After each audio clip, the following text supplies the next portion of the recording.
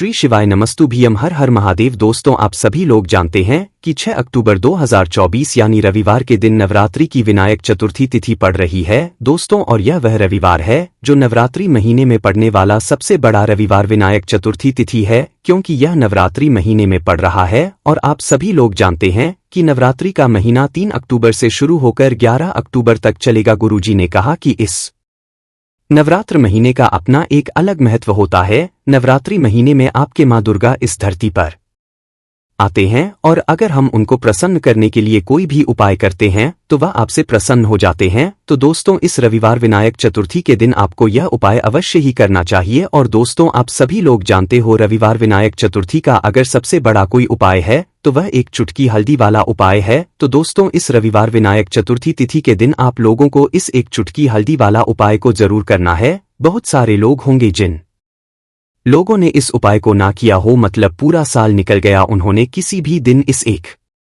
चुटकी हल्दी वाला उपाय को ना किया हो। पर दोस्तों, आपके पास एक आखिरी मौका बचा हुआ है जो कि 6 अक्टूबर रविवार चतुर्थी तिथि के दिन है। तो इस दिन आप लोगों को इस वाले उपाय को जरूर कर लेना है। भले ही आपने पूरे साल भर इस उपाय को ना किया हो, पर अगर आपने इस महीने की रविवार विनायक चतुर्थी तिथि के दिन अगर इस वाले उपाय को कर लिया तो आपको इस उपाय को करने का वह फल मिलेगा जिसकी आपने कभी कल्पना भी नहीं करी होगी। इसीलिए आप लोग इस वाले उपाय को एक बार जरूर कर लेना ताकि आप लोगों के हाथ से यह मौका ना जा सके और आपको इस उपाय को करने का फल मिल सके। दोस्तों, यह उपाय पंडित जी ने अपनी अभी की ही शिव महापुराण की कथा में बताया है, जिस उपाय को आज हम बहुत अच्छे से समझाने वाले हैं। इस वीडियो को देखने के बाद इस उपाय को समझने के लिए आपको कोई और वीडियो को देखने की जरूरत नहीं पड़ेगी। तो चलिए दोस्तों, उपाय को शुरू करते हैं। देखिए, यह इस नवरात्रि महीने के तिथि के दिन यह इतना खास होता है, इतना महत्वपूर्ण होता है। देखा गया है कभी कभी बड़े बड़े पूजा पाठ अनुष्ठान से जो मनोकामना पूर्ण नहीं होते, वह नवरात्रि महीने के दिन एक छोटे से उपाय करने से ही आपकी मनोकामना हो जाती है। और बहुत सारे लोगों ने इस उपाय को किया भी है और उनको इस उपाय को करने का फल भी जरूर मिला है। अगर आप लोग भी इस उपाय को करना चाहते हैं तो आप इस उपाय को पहले अच्छे से समझ लेना, सुन लेना, उसके बाद करना। आपको इस उपाय का फल जरूर मिलेगा और इस उपाय को कर लेने से आपके घर में चाहे किसी भी प्रकार की दुख और समस्या क्यों न चल रही हो, आपको उसका कारण भी नहीं पता है कि भाई यह समस्या कारण से चल रही है। उसका कुछ भी कारण हो सकता है, जैसे पितृदोष हो सकता है या किसी भी तरह का मंगल दोष भी हो सकता है। तो इस दिन आप लोगों को एक चुटकी हल्दी वाला उपाय कर लेना है। ये एक ऐसा उपाय है जिस उपाय को अगर किसी विशेष दिन पर किया जाए तो भाई उस विशेष दिन का जो है वह तो हमें मिलता ही मिलता है, पर हमने उस दिन पर इस एक चुटकी हल्दी वाला उपाय को किया है तो हमें उससे भी बड़ा फल मिलता है। और फल बहुत जल्दी मिलता, क्योंकि आप इस उपाय को बहुत ही बड़े और विशेष दिन पर कर रहे हो। तो चलिए अब उपाय के बारे में बात करते हैं, लेकिन उससे पहले आप लोगों को यह जानना आवश्यक है कि आखिर यह उपाय किस समय करना है, किसको करना है और कैसे करना है। तो चलिए हम आगे आपको वीडियो में एक एक करके बता देते हैं। लेकिन उससे पहले अगर आप लोग हमारे चैनल पर नए हैं तो हमारे चैनल को सब्सक्राइब कर लेना और इस वीडियो को लाइक करके कमेंट बॉक्स में श्री शिवाय नमस्तुभ्यम जरूर टाइप कर देना। तो दोस्तों, इस एक चुटकी हल्दी वाला उपाय को हमें इस रविवार चतुर्थी तिथि के दिन कैसे करना है, किसको करना है, किस समय करना है और कहां पर करना है, ये सारे सवालों के जवाब आपको इस वीडियो में मिल जाएंगे। और जो ये वीडियो देखेगा भाई उसको एक चुटकी हल्दी वाला उपाय जरूर करना चाहिए, क्योंकि इस दिन एक चुटकी हल्दी का भी बहुत ही बड़ा और विशेष महत्व होता है। और जब बात आ जाए एक चुटकी हल्दी वाला उपाय की तो ये सोने पे सुहागा वाली बात हो जाती है और ये एक बहुत ही उपाय हो जाता है इस रविवार चतुर्थी तिथि का। तो अब दोस्तों, इस एक चुटकी हल्दी वाला उपाय को आखिर करना किसको है, सबसे पहले हम लोग वह बात जान लेते हैं। तो देखो, घर की जो बड़ी माताएं बहनें होती हैं, उन माताओं बहनों में से कोई भी एक बड़ी माता बहन इस वाले उपाय को कर सकती है। और दोस्तों, अगर आप चाहें तो अपने घर में से सभी सदस्यों को भी इस उपाय को करवा सकते हैं। अगर किसी व्यक्ति की खुद की कोई मनोकामना है, खुद की कोई दुख और परेशानी है जो कि वह अपने लिए ही करना चाहता है, वाले उपाय को तो वह खुद अपने लिए भी कर सकता है। बाकी अगर कोई घर में से ऐसा है जो कि अपने पूरे घर परिवार की सुख और शांति के लिए यह वाला उपाय करना चाहता है तो भाई वह भी कर सकता है, उसमें भी कोई दिक्कत वाली बात नहीं है। कहने का मतलब यह है कि इस उपाय को हर एक सदस्य भी कर सकता है और पूरे घर परिवार के सदस्य के लिए घर की बड़ी माताओं बहनों में से कोई एक माता बहन भी कर सकती है। माताएं बहनें अगर घर में उपस्थित ना हो या यह वाला उपाय ना कर पा रही हो तो फिर घर का कोई बड़ा सदस्य भी इस एक चुटकी हल्दी वाला उपाय को कर सकता है, चाहे फिर वह पुरुष ही क्यों ना हो, उसमें कोई भी दिक्कत वाली बात नहीं है। उसके बाद में दोस्तों जो अगला प्रश्न निकल कर आता है वह यह आता है इस उपाय को लेकर कि आखिर इस उपाय को हमें किस समय करना है, सुबह के समय करना है कि शाम के समय करना है। तो देखो, इस वाले उपाय को आप लोग सुबह के समय भी कर सकते हो और शाम के समय प्रदोष काल में कर सकते हो। अब अगर आप पूछो कि भाई साहब सबसे उत्तम समय कौन सा रहेगा इस एक चुटकी हल्दी वाला उपाय को करने का, तो हम आपसे बस यही कहेंगे कि इस उपाय को आप सुबह के समय करेंगे तो ज्यादा बेहतर होगा। बाकी अगर शाम के समय भी करेंगे तो भी अच्छा होगा, उसमें कोई भी दिक्कत वाली बात नहीं है। तो अब दोस्तों जो अगली सबसे बड़ी और महत्वपूर्ण बात आती है वह यह आती है कि सुबह अगर हम उपाय को करेंगे तो हमें कितने बजे से ले कितने बजे तक के करना है, और शाम के समय प्रदोष काल में करेंगे तो हमें कितने बजे से लेकर कितने बजे के बीच में करना है। तो देखो, सुबह जितनी जल्दी हो सके आप उपाय को करने की कोशिश करना। बाकी अगर किसी कारणवश लेट भी हो जाओ, थोड़ी देर भी हो जाए, तो 10 या 11 बजे तक भी आप उपाय कर लेना, पर 12 बजे से ज्यादा देरी ना हो, ठीक है? इस बात का ध्यान रखना। उसके बाद में दोस्तों अगर शाम के समय प्रदोष काल की बात करें, प्रदोष काल का जो समय होता है वो शाम के 6 बजे से शुरू हो जाता है। मतलब शाम के 6 बजे से लेकर 7 बजे के बीच का जो समय होता है ये समय प्रदोष काल का समय होता है। इस उपाय को 7 या 8 बजे के बीच में भी कर सकते हो, मतलब शाम के 6 बजे से रात 8 बजे के बीच में आप कभी भी इस वाले उपाय को कर सकते हो, उसमें कोई भी दिक्कत वाली बात नहीं है। तो नवरात्रि में जो व्यक्ति इस उपाय को करता है वह धनी बन जाता है। आप भी अपने जीवन में निर्धनता देखकर घर में गरीबी कर परेशान हो चुके हैं, मेहनत करके परेशान हो चुके हैं, क्योंकि कभी कभी बहुत मेहनत करने के बाद भी फल नहीं मिलता है तो व्यक्ति परेशान हो जाता है। आज के टाइम पर हर व्यक्ति चाहता है कि मुझे धन चाहिए, जिनके पास नहीं है उन्हें तो धन चाहिए ही, और जिनके पास है उन्हें और अधिक धन चाहिए। अब देखिए, हर व्यक्ति चाहता है कि उसके जीवन में उसकी जितनी भी मनोकामनाएं हैं वह पूरी हो। अब पैसे के बिना कुछ भी नहीं होता है, यह बिल्कुल सत्य है। पैसा सब कुछ नहीं होता, लेकिन पैसे के बिना भी कुछ नहीं होता है। अब घर में अगर मां लक्ष्मी का वास हो जाए तो ऐसे घर में कभी पैसों की कमी नहीं होती है, हमेशा उस घर में धन में वृद्धि होती है। पैसा आता है और रातों रात आप भी महाधनी महाकरोड़पति बन जाते हैं। तो नवरात्रि के जो 9 दिन होते हैं, इन 9 दिनों में मां दुर्गा पृथ्वी पर आती है, और आपको बता दें मां दुर्गा के साथ साथ मां लक्ष्मी भी हमारे घर में आती है। शाम का जो होता है यह मां लक्ष्मी के पूजन के लिए सबसे उत्तम होता है। और जो उपाय आपको बताने वाले हैं यह उपाय तो आप सुबह में भी कर सकते हैं और शाम को भी कर सकते हैं। जिन लोगों ने सच्ची श्रद्धा से इस उपाय को किया है वह आज महाधनी है। आप इस उपाय को सच्ची श्रद्धा से करेंगे तो आपको भी महाधनी बनने में समय नहीं लगेगा। देखिए, सच्ची श्रद्धा से किए गए उपाय तुरंत सफल होते हैं। तो ऐसा समझ लीजिए कि यह एक उपाय आपके भाग्य को चमकाने आया है, आपकी सोई किस्मत को जगाने आया है। ऐसा समझ लीजिए कि अब आपके घर में धन की वर्षा भी होगी, धन आएगा भी। और जिन लोगों के जीवन में धन रुकता नहीं है, क्योंकि ज्यादातर लोगों की यह समस्या होती है कि पैसा तो घर में आता है लेकिन वो पैसा घर में रुकता नहीं है, दवाइयों में चला जाता है, बीमारियों में चला जाता है, दुर्घटनाएं बहुत होती हैं, घर में कुछ ना कुछ ऐसा होता है कि धन की बर्बादी हो रही है। तो ऐसा लीजिए, यह जो उपाय आपको बताने वाले हैं इस उपाय को करने से कभी भी आपके घर में ना तो फिजूल खर्ची होगी, ना धन की बर्बादी होगी, और दवाइयों में भी आपका पैसा बिल्कुल नहीं जाएगा। उपाय को करने के लिए सबसे पहले आपको क्या लेना है, एक नोट लेना है। देखिए, आप यहाँ पर 100 का नोट भी ले सकते हैं। अगर आपके पास 200 का नोट है तो आप 200 का नोट ले ले, बहुत उत्तम है। अगर 500 का ले लेते हैं तो और भी ज्यादा उत्तम है। अगर 500 का नहीं है, ठीक है ना, 200 का भी नहीं है, तो आप 100 का नोट ले लें। थोड़ी सी यहाँ पर आपको लेनी है पीसी हुई हल्दी, चूरा जो आता है पीसी हुई हल्दी का पाउडर फॉर्म में होती है ना, तो आपको पीसी हुई हल्दी लेनी है। 100 का नोट लेना है और एक आपको देसी घी का दीपक तैयार करना है। देसी घी का दीपक जो आप तैयार करेंगे ये लंबी बात इसके अंदर आपको लगानी है, ठीक है ना। अब आप अपने घर के मंदिर में बैठ जाएंगे और सबसे पहले भगवान गणेश का ध्यान करेंगे, ठीक है ना।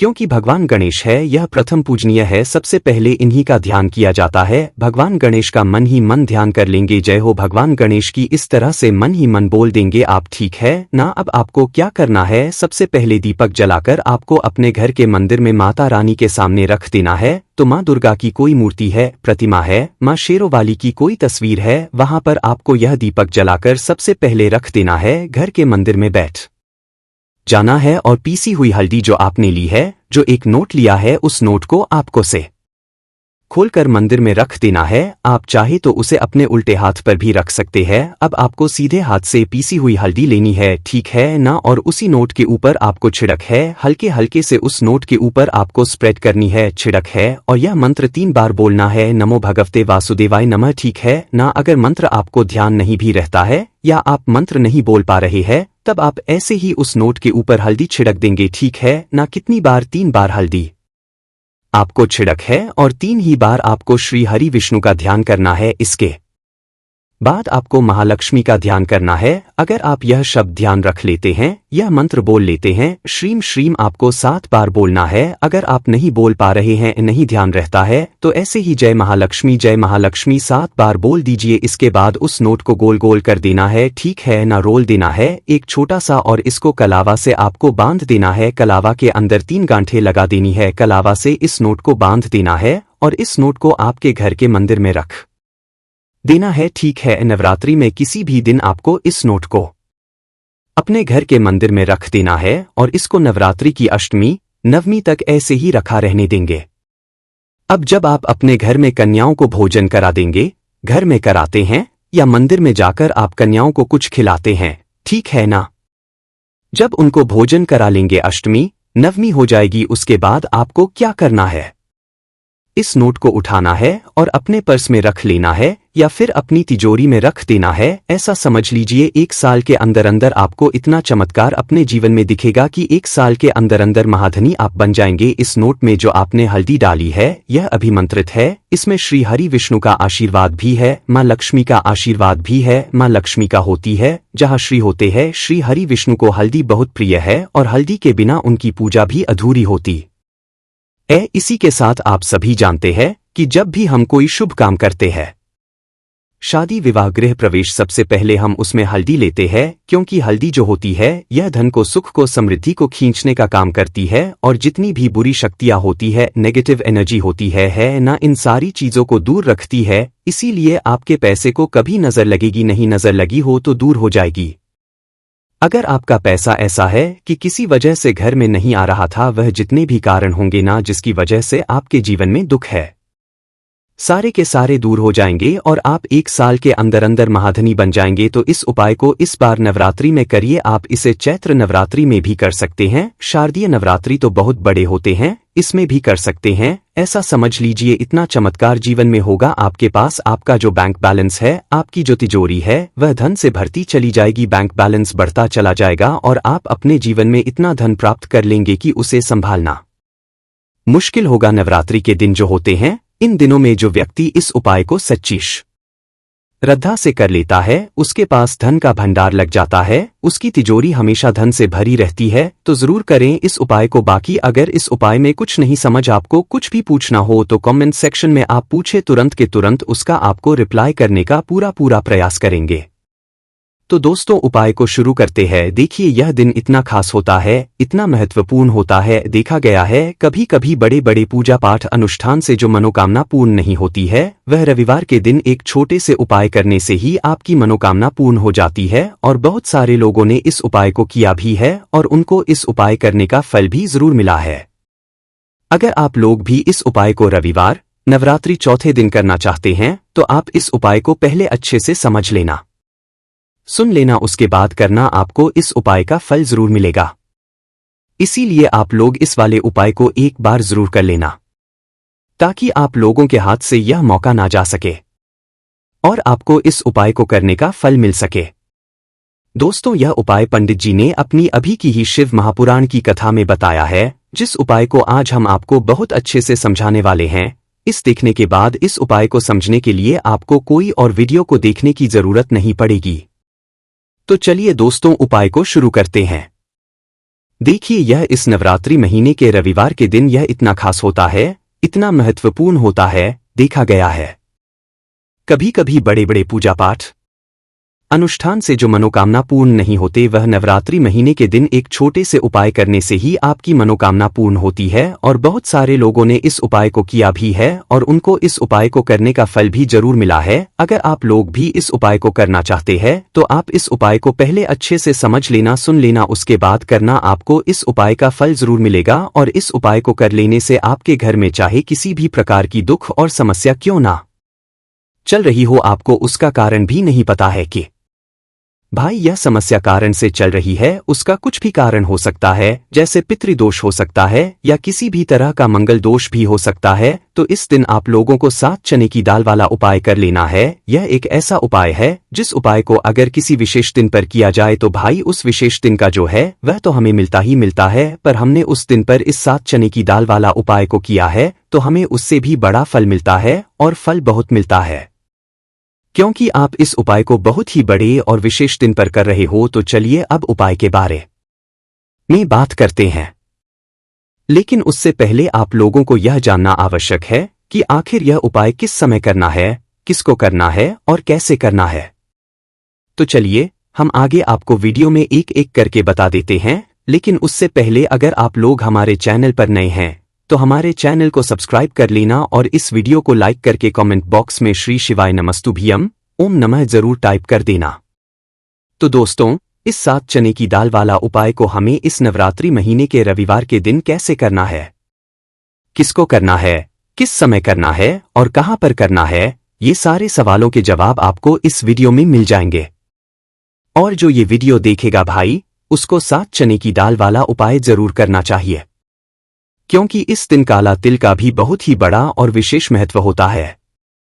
और जब बात आ जाए 7 की दाल वाला उपाय की तो ये सोने पर सुहागा वाली बात हो जाती है और ये एक बहुत ही बड़ा उपाय हो जाता है इस नवरात्रि महीने के रविवार का। तो अब दोस्तों, इस 7 चने की दाल वाला उपाय को आखिर करना किसको है, सबसे पहले हम लोग वह बात जान लेते हैं। तो देखो, घर की जो बड़ी माताएं बहनें होती है, उन माताओं बहनों में से कोई भी एक बड़ी माता बहन इस वाले उपाय को कर सकती है। और दोस्तों, अगर आप चाहे तो अपने घर में से सभी सदस्यों को भी इस उपाय को करवा सकते हैं। अगर किसी व्यक्ति की कोई मनोकामना है, खुद की कोई दुख और परेशानी है जो कि वह अपने लिए ही करना चाहता है, इस वाले उपाय को तो वह खुद अपने लिए भी कर सकता है। बाकी अगर कोई घर में से ऐसा है जो कि अपने पूरे घर परिवार की सुख और शांति के लिए यह वाला उपाय करना चाहता है, तो भाई वह भी कर सकता है, उसमें भी कोई दिक्कत वाली बात नहीं है। कहने का मतलब यह है कि इस उपाय को हर एक सदस्य भी कर सकता है और पूरे घर परिवार के लिए घर की बड़ी माताओं बहनों में से कोई एक माता बहन भी कर सकती है।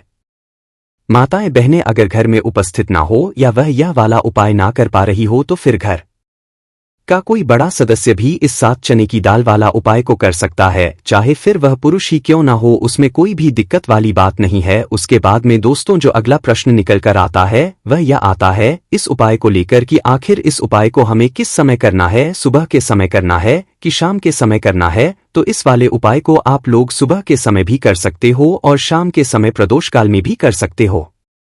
अब अगर आप पूछो कि भाई साहब सबसे उत्तम समय कौन सा रहेगा इस 2 छुट्टी काला तिलवा उपाय को करने का, तो हम आपसे बस यही कहेंगे कि इस उपाय को आप सुबह के समय करेंगे तो ज्यादा बेहतर होगा। बाकी अगर शाम के समय भी करेंगे तो भी अच्छा होगा, उसमें कोई भी दिक्कत वाली बात नहीं है।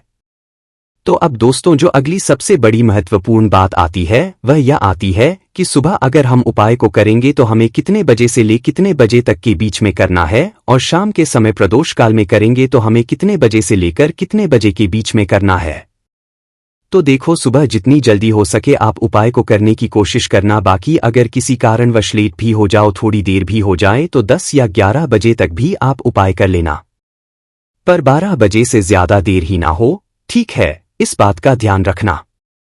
उसके बाद में दोस्तों, अगर शाम के समय प्रदोष काल की बात करें, प्रदोष काल का जो समय होता है वह शाम के 6 बजे से शुरू हो जाता है। मतलब शाम के 6 बजे से लेकर 7 बजे के बीच का जो समय होता है, यह समय प्रदोष काल का समय होता है। इस उपाय को 7 बजे या 8 बजे के बीच में भी कर सकते हो, मतलब शाम के 6 बजे से रात 8 बजे के बीच में आप कभी भी इस वाले उपाय को कर सकते हो। उसमें कोई भी दिक्कत वाली बात नहीं है दोस्तों। अब देखिए कि अगर किसी व्यक्ति से नाराज हो जाए, किसी घर से नाराज हो जाए तो होता क्या है कि घर में धन से जुड़ी समस्याएं आने लगती हैं। पैसे को लेकर उस घर के लोग बहुत परेशान रहते हैं। जहां पितृ नाराज हो, इसीलिए हमेशा अपने पितरों को आपको प्रसन्न रखना है, जिससे कि पितरों की आत्मा को शांति मिले और वह हमेशा आपको आशीर्वाद दें।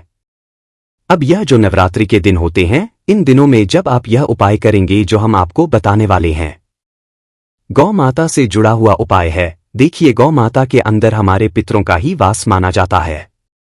गौ माता हो गई, कुत्ते हो गए हैं ना, पेड़ों में बरगद का पेड़ हो गया, पीपल का पेड़ हो गया, इन सभी में हमारे पितरों का वास माना जाता है। पक्षियों में कौआ हो गया, जिसके अंदर हमारे पितरों का वास माना जाता है।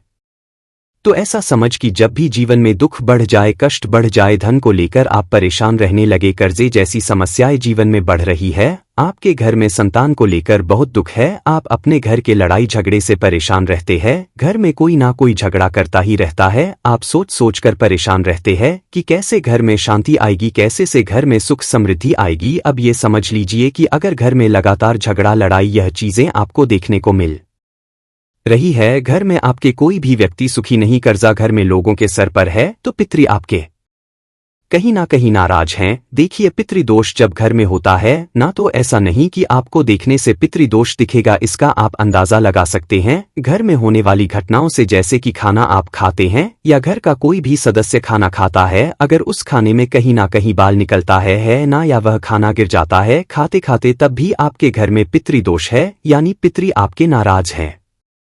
साथ ही साथ अचानक से घर में दुर्घटनाएं हो रही हैं, पितृ आपके नाराज हैं। अब जो उपाय आपको बताने वाले हैं, इस उपाय को कर लीजिए। पितृ भी प्रसन्न और धन को लेकर तो कभी आपको परेशान होना ही नहीं पड़ेगा।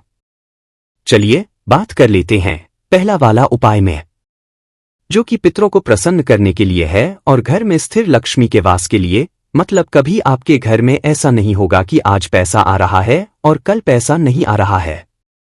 ऐसा बहुत घरों में होता है कि पैसा आता है तो रुकता नहीं है, और अगर पैसा रुकता है तो फिजूल खर्ची बहुत होती है, धन की बर्बादी बहुत होती है, जिससे कि घर के सदस्य बहुत ही परेशान रहते हैं। अब ज्यादातर लोग की यह समस्या होती है कि धन की बर्बादी हो रही है और घर में पैसा नहीं रुक रहा है। अगर आपके साथ भी ऐसा है तो बिल्कुल से आपको यह उपाय सुनना चाहिए और इसे नवरात्रि में जरूर करना चाहिए। देखिए यहाँ पर क्या करना है कि तो चलिए दोस्तों जान लेते हैं गुरुदेव द्वारा बताए गए सबसे पहले और खास उपाय के बारे में। देखिए दोस्तों, गुरुदेव ने बताया है कि रविवार के दिन किया जाने वाला यह सबसे खास और सर्वश्रेष्ठ उपाय है। 7 चने की दाल लेनी है। देखिए, आप 7 चने की दाल भी ले सकते हैं या फिर 11 भी ले सकते हैं, 21 या फिर 108 चने की दाल भी ले सकते हैं। यदि आप 21 चने की दाल लेते हैं तो यह आपके के लिए अत्यधिक सर्वोत्तम होता है। तो इस प्रकार से आप कम से कम 7 चने की दाल ले सकते हैं और अधिक से अधिक आप 108 चने की दाल ले सकते हैं। अब देखिए, इसी के साथ में आपको मात्र 1 लोटा शुद्ध जल लेना होगा तांबे के पात्र के अंदर अपने ही घर से, और साथ ही में आपको मात्र 1 से 2 गू के टुकड़े भी लेने हैं। देखिए, रविवार का दिन भगवान महादेव को समर्पित होता है। आपको यह जो सारी सामग्रियां है इन्हें लेकर है भगवान शिव के मंदिर में। इस उपाय को आप सुबह से लेकर के शाम तक किसी भी समय में कर सकते हैं, लेकिन यदि आप शाम के समय इस उपाय को करते हैं तो यह उपाय आपके लिए और अधिक सर्वोत्तम होता है। तो यदि आपको प्रदोष काल के समय में समय मिल जाता है तो फिर आप प्रदोष काल में भी कर सकते हैं, या फिर आप पूरे ही दिन में किसी भी समय इस उपाय को कर सकते हैं। देखिए, शिव मंदिर के बाद सबसे पहले तो आपको दक्षिण दिशा में बैठ जाना है। उत्तर दिशा की तरफ आपको अपना मुख कर लेना है। लेकिन यदि शिवालय में भीड़ है, शिव मंदिर में भीड़ है, तो फिर आप किसी भी दिशा में बैठकर इस उपाय को कर सकते हैं। तो देखिए, सबसे पहले आपके पास जो गुड़ के टुकड़े हैं, जो आप गुड़ के टुकड़े लेकर के आए थे, उन्हें शिवलिंग के सामने ही जो आपके पास 1 लोटा जल है, उस पात्र में आपको ये गुड़ के डाल देना है। इसी के साथ में आप जो चने की दाल लेकर के आए थे, चाहे आप 7 चने की दाल लेकर के आए हैं, 11-20 जितने भी आप चने की दाल लेकर के आए हैं, इस चने की दाल के ऊपर आपको जो आपके पास गुड़ वाला जल आपने तैयार किया है, इसमें से थोड़ा सा जल आपको इस चने की दाल पर डाल लेना है। अब देखिए, आपके पास जो गुड़ वाला जल है, इसमें से सबसे पहले थोड़ा सा जल आपको श्री गणेश जी वाले स्थान पर समर्पित कर है श्री शिवाय नमस्तुभ्यम इस मंत्र का जाप करते हुए फिर थोड़ा सा जल आपको श्री कार्तिकेय जी वाले स्थान पर समर्पित करना है। श्री शिवाय नमस्तुभ्यम इस मंत्र का जाप करते हुए फिर थोड़ा सा जल आपको माता अशोक सुंदरी वाले स्थान पर भी समर्पित करना है। श्री शिवाय नमस्तुभ्यम इस मंत्र का जाप करते हुए फिर थोड़ा सा जल आपको माता पार्वती के हस्तकमल पर समर्पित करना है और आपको श्री शिवाय नमस्तुभ्यम इस मंत्र का जाप कर लेना है। अब देखिए दोस्तों, आपके पास जो थोड़ा सा जल और शेष बचेगा, इसमें से आपको केवल थोड़ा सा जल शिवलिंग पर अर्पित कर देना है और अंत में आपको उस पात्र में थोड़ा सा जल और शेष बचाना है। पूरा जल आपको शिवलिंग पर अर्पित नहीं करना है, अंत में आपको थोड़ा सा जल और शेष बचाना है। अब देखिए, आप जितनी भी चने की दाल लेकर के आए हैं, अगर आप 7 चने की दाल लेकर के आए हैं, आपको 7 बार श्री शिवाय नमस्तुभ्यम इस मंत्र का स्मरण करने हैं। यदि आप 11 चने की दाल लेकर के आए हैं, तो फिर आपको 11 बार इस मंत्र का जाप करना है। जितनी भी चने की दाल लेकर के आए हैं, उतनी बार आपको श्री शिवाय नमस्तुभ्यम इस मंत्र का जाप करना है। और फिर आपको यह जो चने की दाल है, इसे शिवलिंग के ऊपर ही समर्पित कर देनी है। लेकिन आपको यह चने की दाल बृहस्पति शवर महादेव का स्मरण करते हुए ही शिवलिंग पर अर्पित कर देनी है और आपको अपनी मनोकामना को भी बोल देनी। आपकी जो भी मनोकामना है, चाहे वह धन प्राप्ति को लेकर हो, नौकरी से संबंधित हो, विवाह से संबंधित हो, या फिर आपके मकान, जमीन, जायदाद से संबंधित हो, चाहे गृह क्लेश से संबंधित हो, या फिर किसी भी प्रकार की जो मनोकामना है, उसे आपको बृहस्पति शवर महादेव से परिपूर्ण करने की प्रार्थना कर लेनी है। और इसके बाद आपके पास जो पात्र के अंदर थोड़ा सा से जल और बचा हुआ था, इसे भी आपको धीरे भगवान शिव की शिवलिंग पर ही अर्पित कर देना होगा। श्री शिवाय नमस्तुभ्यम इस मंत्र का जाप करते हुए पूज्य गुरुजी कहते हैं कि 1 अक्टूबर पितृपक्ष रविवार के दिन जो भी व्यक्ति इस प्रकार से यह चमत्कारिक उपाय कर लेता है, तो उसकी जो मनोकामना है, वह भगवान लक्ष्मी नारायण की कृपा से तथा महादेव की कृपा से बहुत ही जल्द परिपूर्ण हो जाती है। अब दोस्तों, हम जान लेते हैं गुरुदेव द्वारा बताए गए दूसरे खास और चमत्कारिक उपाय के बारे में। देखिए, इस उपाय के लिए 1 लोटा जल लेना है तांबे के पात्र के अंदर और साथ ही साथ आपको लेना है थोड़ा सा शुद्ध घी, यानी कि आपके घर में जो भी शुद्ध घी है, उससे आपको मात्र थोड़ी सी मात्रा में लेना है। आपको आधा चम्मच या फिर 1 चम्मच शुद्ध घी लेना है। अब देखिए, मात्र जो 1 लोटा जल है और शुद्ध घी है, इन दोनों को आपको लेकर के पहुंच जाना है भगवान शिवा के मंदिर में। यह उपाय भी आप सुबह से के शाम तक किसी भी समय में कर सकते देखिए, मंदिर पहुंचने के बाद सबसे पहले तो आप जो 1 लोटा जल लेकर के आए हैं, इसे आपको धीरे धीरे भगवान शिव के शिवलिंग पर ही अर्पित कर देना होगा। श्री शिवाय नमस्तुभ्यम इस मंत्र का लगातार जाप करते हुए इसके बाद आप जो घी लेकर के आए थे, इसे आपको एक विशेष प्रकार से इससे समर्पित करना है। देखिए, पूज्य गुरुदेव ने बताया है कि यह जो घी है, यही जीवन से बड़ी रुकावट को दूर करने वाला है, बड़ी से बड़ी असफलताओं को समाप्त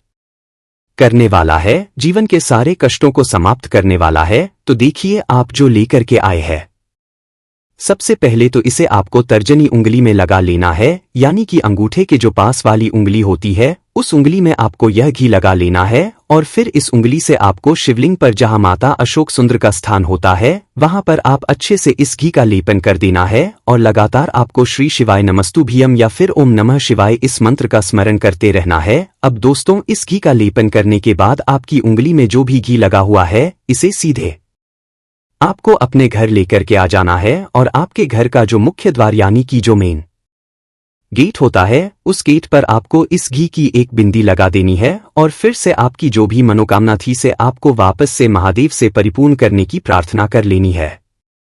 पूज्य गुरुदेव ने बताया है, जो व्यक्ति 6 अक्टूबर पितृपक्ष रविवार के दिन 1 बूंद घी वाला या चमत्कारिक उपाय भी कर लेता है, तो उसकी जो बड़ी से बड़ी मनोकामना है, बड़े से बड़े कार्य है, वह कुछ ही दिनों में परिपूर्ण हो जाते हैं। तो इस प्रकार से आप यह सुंदर सा उपाय भी कर सकते हैं। चलिए दोस्तों, अब हम जान लेते हैं गुरुदेव द्वारा बताए गए खास और चमत्कारी उपाय के बारे में। यह उपाय आपके जीवन से सारे संकटों को समाप्त करके आपकी मनोकामनाएं को परिपूर्ण करने वाला है। और इस उपाय के लिए आपको 1 लोटा जल लेना है। जल आपको विशेषकर तांबे के पात्र के अंदर अपने ही घर से लेना है। इसी के साथ में आपको थोड़ा सा शहद लेना है। शहद आपको मात्र 1 से 2 बूंद ही लेना है और आखिर में आपको एक प्यारी सी और सुंदर सी बेलपत्र लेनी है। आपके पास बेलपत्र उपलब्ध नहीं हो पाती तो आप यह जो बेलपत्र है इसे शिवलिंग से उठा उतर पुनः शुद्ध जल से धो करके इसका उपयोग कर सकते। बस आपको ध्यान रखना है कि जो बेलपत्र है वह कहीं से भी टूटे हुए खंडित नहीं होनी चाहिए, इस बात का आपको ध्यान रखना है। अब देखिए दोस्तों, गुरुदेव ने बताया है यह उपाय आप सुबह से लेकर के शाम तक किसी भी समय में कर सकते हैं।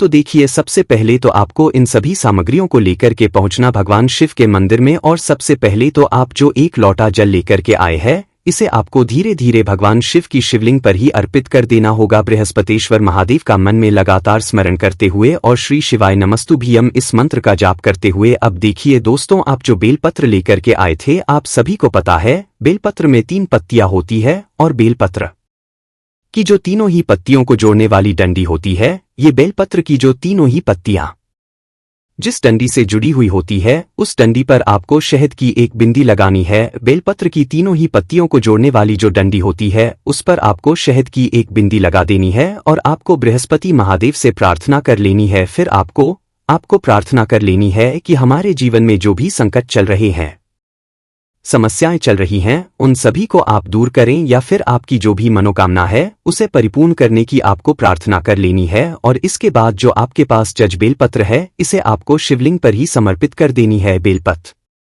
आपको इस प्रकार से अर्पित करने हैं कि जो इसकी चिकनी साइड है वह शिवलिंग से स्पर्श रहेगी, डंडी वाला भाग जलाधारी की ओर रहेगा। इस प्रकार से आपको यह बेलपत्री शिवलिंग पर ही अर्पित कर देनी है। गुरुदेव ने बताया है जो भी व्यक्ति 6 अक्टूबर पितृपक्ष रविवार के दिन शहद और बेलपत्र का या चमत्कारिक उपाय कर लेता है तो उसके जीवन के जो संकट है वह महादेव और भगवान विष्णु की कृपा से निश्चित ही समाप्त हो जाते हैं और इसकी जो मनोकामना है वह बहुत ही जल्द परिपूर्ण हो जाती है।